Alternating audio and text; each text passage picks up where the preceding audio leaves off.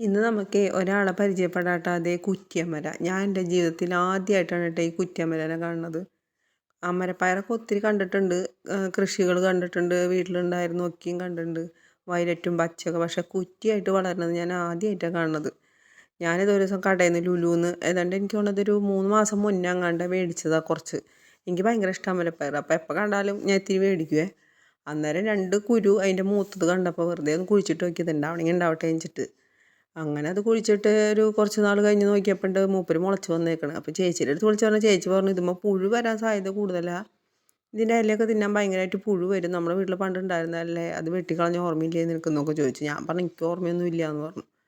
അങ്ങനെ എന്നിട്ട് ഇത് ഞാൻ കൊണ്ട് വെച്ച്. ഞാൻ പറഞ്ഞു പുഴു വരികയാണെങ്കിൽ നമുക്ക് പറിച്ച് കളയാം, എന്തായാലും വെച്ച് നോക്കാമെന്ന് പറഞ്ഞിട്ട് വെച്ച് നോക്കിയതാ.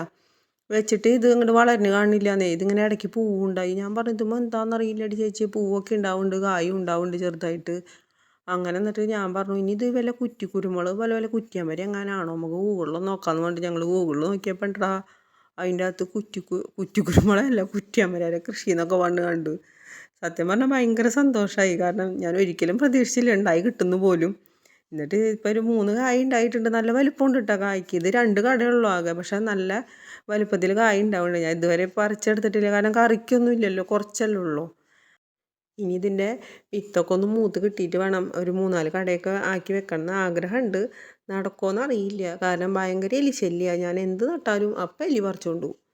അതുപോലെ ശല്യമാണ്. ഇതുവരെ കണ്ടില്ല എന്ന് തോന്നുന്നു, കണ്ടിട്ടുണ്ടാവും, എന്താണെന്നറിയില്ല, മൈൻഡ് ചെയ്യാണ്ട് പോകണതാ.